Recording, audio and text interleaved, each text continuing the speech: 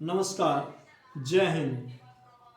जब भी आप भोजन खाते हैं तो भोजन में जो नमक है, नमक की मात्रा मेंटेन करना क्यों जरूरी है। यानी कि नमक का जो रासायनिक सूत्र है वो क्या होता है, NaCl होता है। यानी कि नमक का जो फार्मूला क्या होता है, सोडियम क्लोराइड, यानी कि NaCl होता है। और नमक में क्या होता है, सोडियम होता है।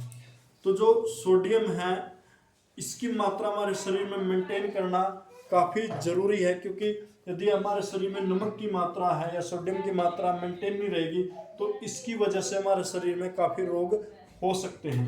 यदि हमारे भोजन में, यदि अपना जो भोजन है, यदि भोजन में नमक कम रहेगा, यानी नमक की मात्रा कम रहती है, तो कम रहने की वजह से जो हमारा BP है वो क्या हो जाता है, कम हो जाता है।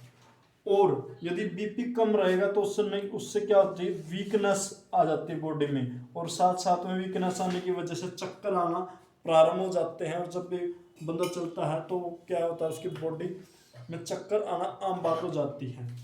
और यदि भोजन में नमक की मात्रा बढ़ जाती है तो नमक की मात्रा यदि बढ़ जाएगी तो हमारा BP भी क्या हो जाता है, बढ़ जाता है। यानी कि ब्लड प्रेशर भी क्या हो जाता है, बढ़ जाता है। और यदि BP बढ़ेगा, यदि ब्लड प्रेशर यदि बढ़ेगा अपना, तो इसकी वजह से एक रोग होता है जिसको हम क्या बोलते हैं, हाइपरटेंशन बोलते हैं। यानी कि हाइपरटेंशन नामक एक रोग हमारे शरीर में हो जाता है।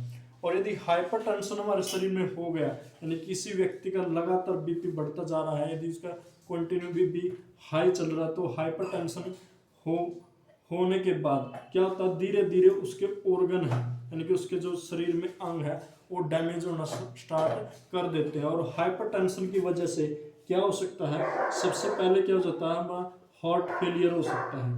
यानी कि हार्ट जो फेलियर है वो भी हो सकता है। उसके बाद जो अपनी किडनी है, जो किडनी है वो भी क्या हो सकती है, डैमेज हो सकती है।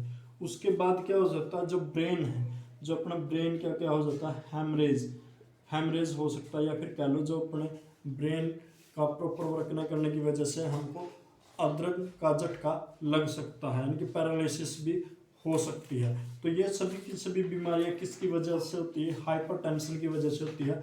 और हाइपरटेंशन क्यों होता है, हमारा BP काफ़ी अधिक मात्रा बढ़ने की वजह से। वैसे जो BP की जो नॉर्मल रेंज है वो 80/20 है, यानी कि 80/120 है। और यदि 120 यदि जितना ऊपर जाएगा तो वो क्या होगा, हाइपरटेंशन होगा।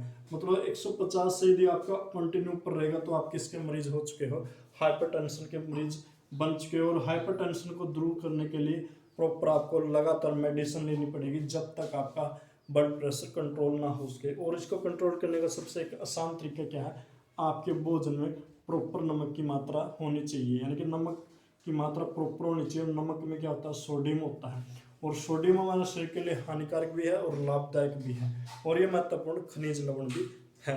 तो ऐसी रोचक जानकारी के लिए हमारा YouTube चैनल है GK by PK, इसको सब्सक्राइब करें और शेयर करें।